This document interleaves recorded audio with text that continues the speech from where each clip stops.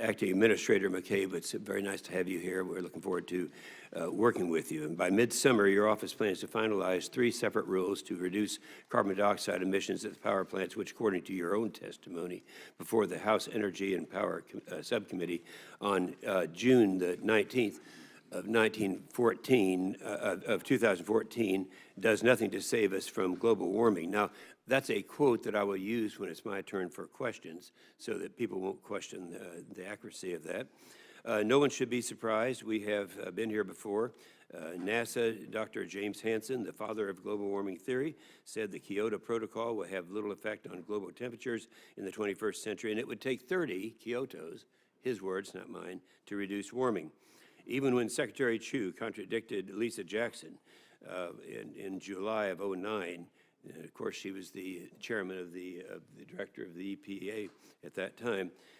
She honestly testified that U.S. action would not impact world CO2 levels. You don't have to go back to that time, because that's the question that I asked her at one time, sitting right here in this. I said, if we were to pass any of these cap-and-trade bills at that time, would this have the effect of reducing CO2 emissions worldwide? She said, no, it would not, because this isn't where the problem is China, India, and so forth. We all know that.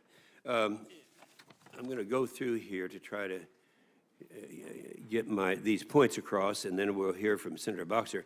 Also, by midsummer, your office, Ms. McCabe, plans to complete the Small Business Advocacy Review, issue a model federal implementation plan, and evaluate literally over 5 million public comments to your proposed rules. Now, the agency has already missed its first statutory required deadline to finalize its new source proposal by January 8th of this year.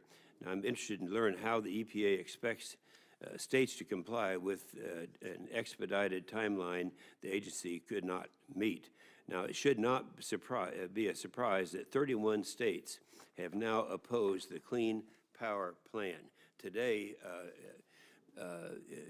Ms. McCabe, is EPA's day. It's your day in the barrel today, but we're going to be inviting these states, 31 states, representatives, the ones who are paying for all this stuff, the ones who are the stakeholders, the ones who have to comply.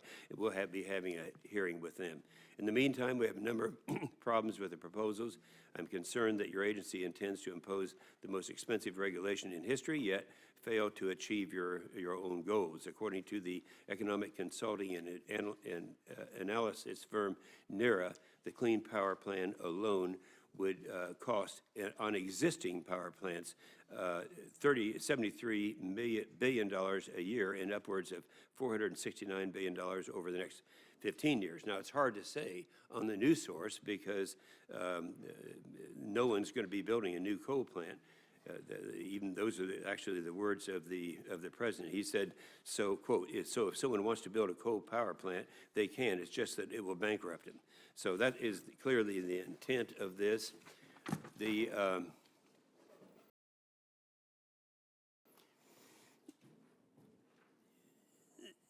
The thing that we're trying to do right now with regulation is what they tried to do since 2002 through legislation. The first one we might remember was the Berg-Hagel rule. That was 1997. They came back, the vote on the Senate floor was 95-0, not to adopt a Kyoto-type plan. Then we had the McCain-Lieberman bill, and that was in 2002, and the McCain-Lieberman bill again in 2005, and another bill with Lieberman in 2008, and every one of them went down in defeat in the Senate. These were all Senate bills, and they went down in defeat by a greater margin. So I just think that, you're looking at something now that we want to hear how EPA is steamrolling ahead, requesting billions of dollars on proposals which states reject, which ignores the will of Congress, which relies on unreasonable assumption, costs billions of dollars, and will increase our energy bill and not impact global warming.